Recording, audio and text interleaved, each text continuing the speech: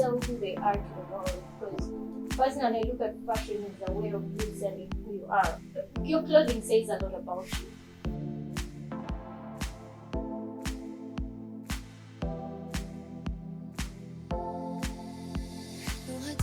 Hi guys, it's Darlene again, and you're watching a new episode of the Creator to Creator Talk Show. And today in the studios we have a Miss Victoria Merab Akinyi, one of the founders of Streetlights Uganda, and she has her own fashion label. So those of you interested in fashion design, sit tight and watch this episode. It's for you.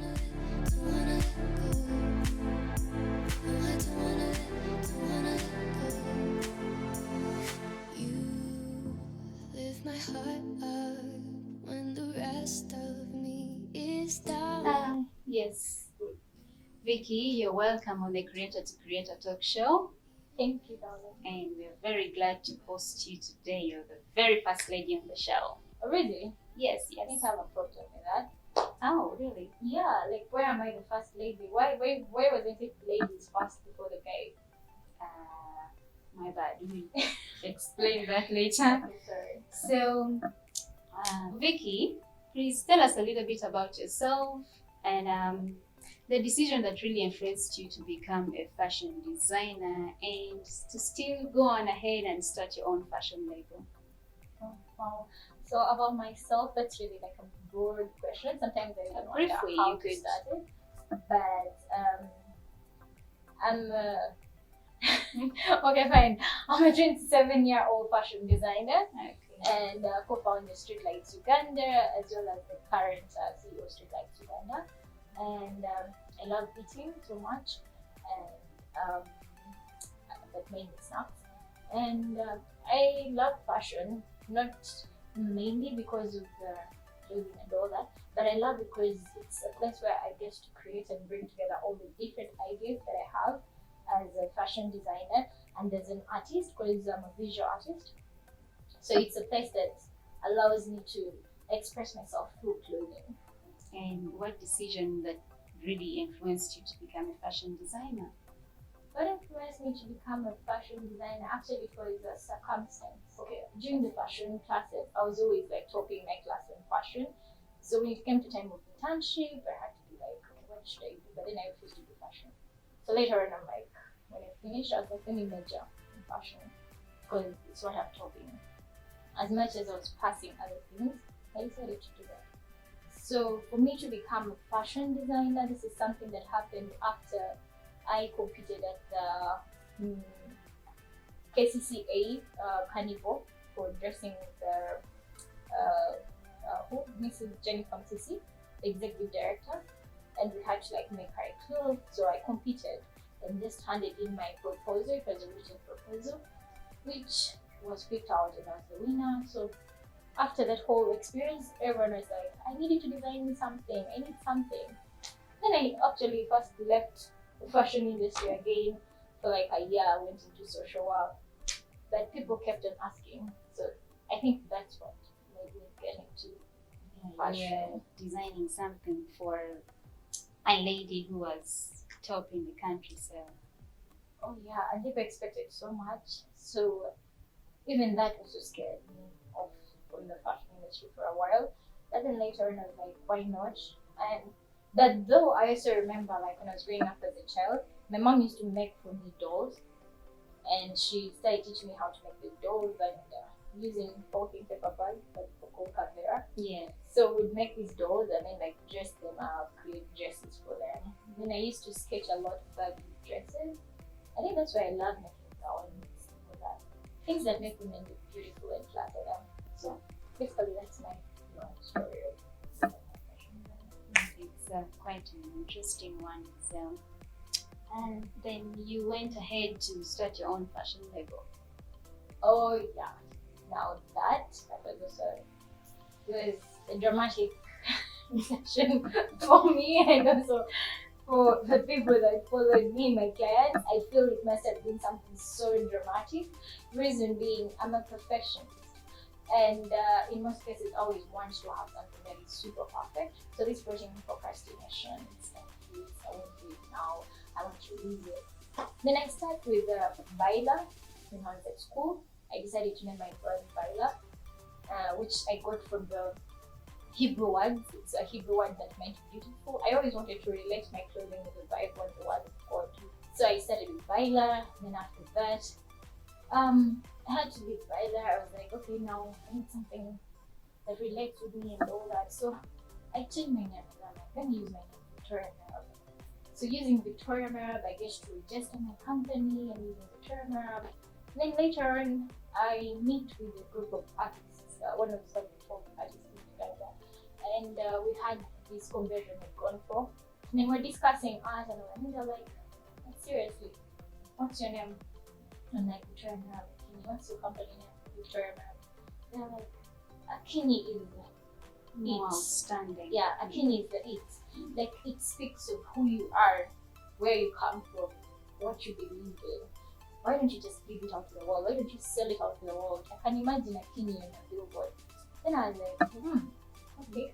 So I sit down and I'm imagining. Then I ask myself, what does my name mean? Because Victoria, Queen Victoria, Merab, the daughter of soul in the Bible. But Akini, in my tribe, Akini means born in the morning. So this kind of like matched a lot with my character, Big meaning. yeah, my personality, my culture, religion. Like it just added up, and how I wanted to be depicted, it really added up. So I was like, yeah, born in the morning, sunshine. Yeah, cool. And I'm like, why not? Okay, this is it. So currently my branding Akini, it's been tricky for my clients and the people that follow my brand, but guys, trust me, it's been hard. But yeah, this is it. I'm done. Akini is the it. Yeah. I think I love it myself. Morning, sunshine, beautiful. It's a good thing. And being a woman, Yeah. I'm sure everyone is going to like it. And it will pick. Thank you so much. Thank you for telling us about your fashion label, who you are, and everything.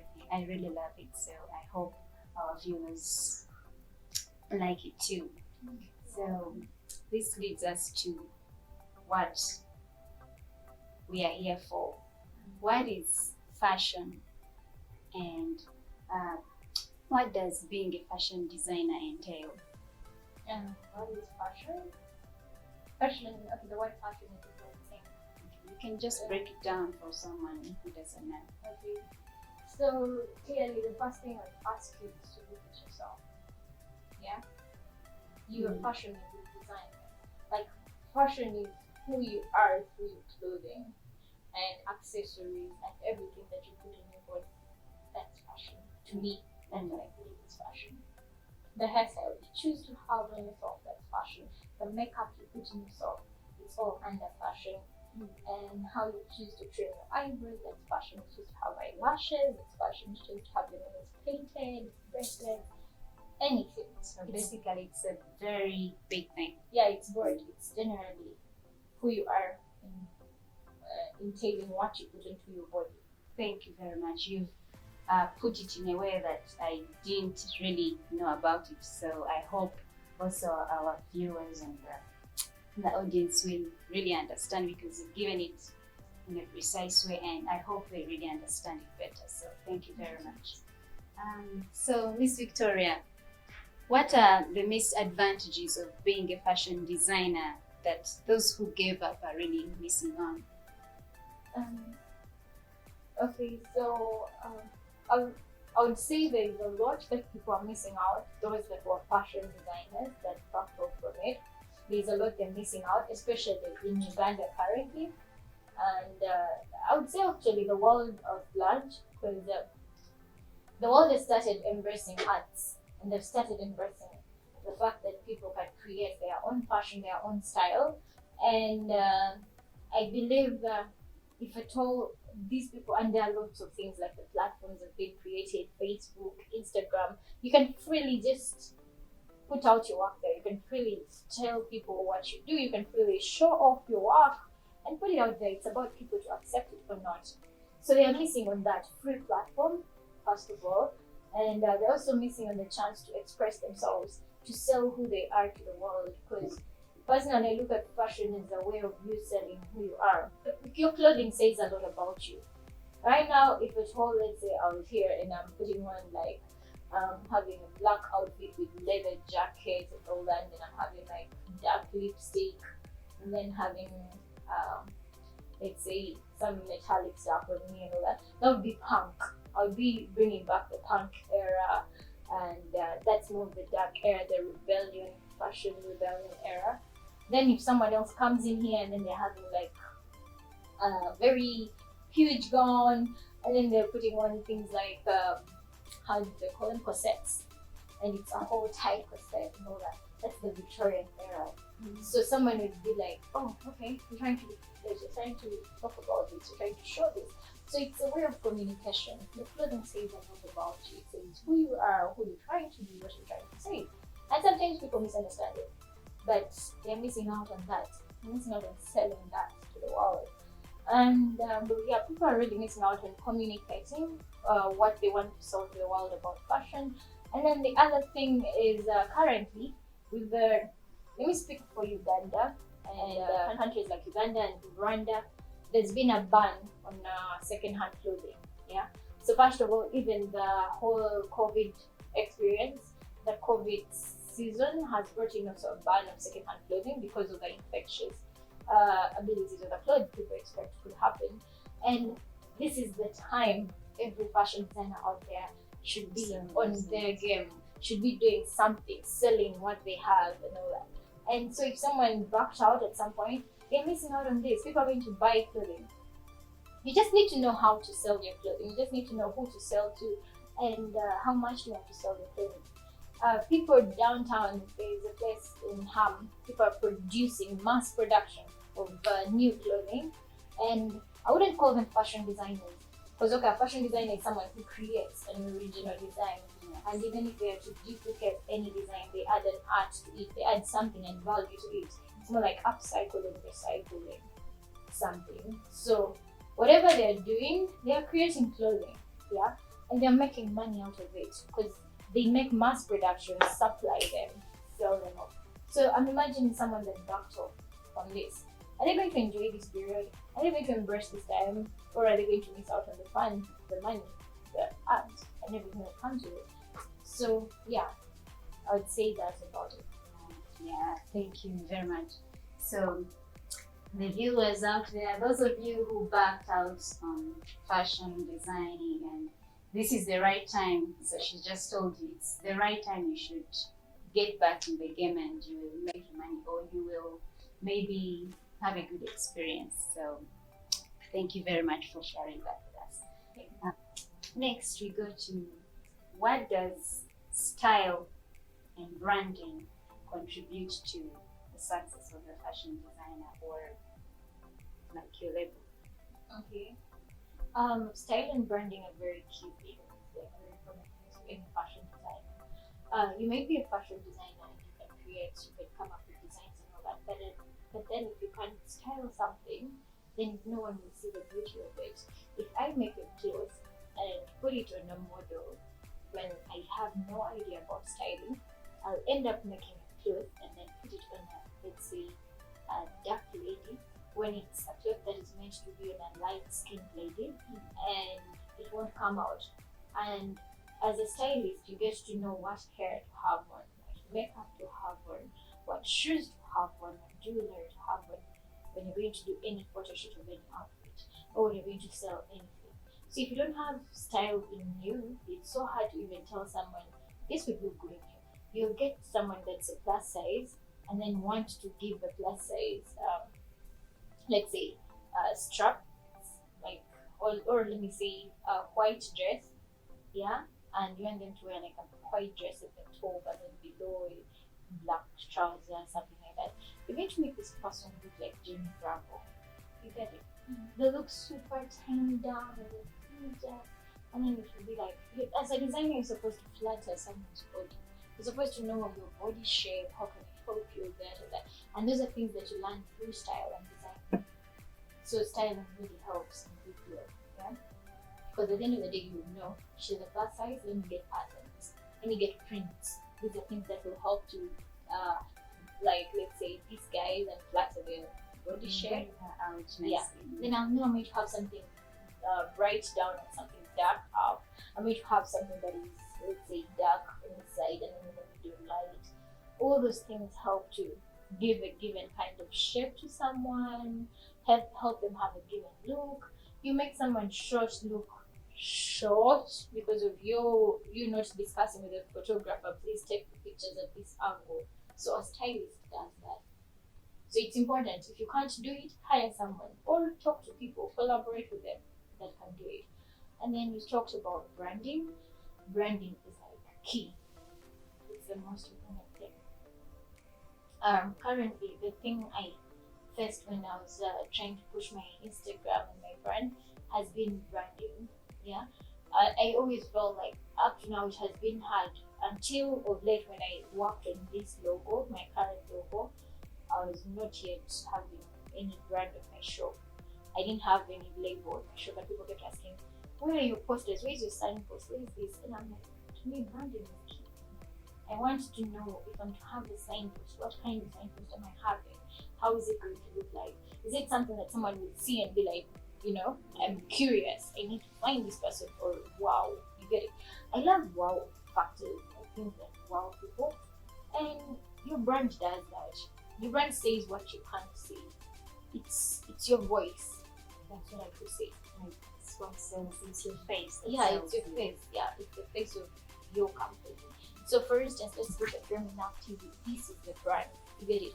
As much as we're talking, if this wasn't here and there's none of this here, someone would think these girls are just seated somewhere talking, they're on a YouTube channel and they're just doing their thing. But then someone sees this and they're like, oh, even before listening to what we're saying, they're like, oh, have you known of Reminac TV? What's Reminac TV? You get it? They are curious to find out about it. Then someone will sit down and listen to us. You get it? So your brand is key. It helps a lot. It says a lot about you.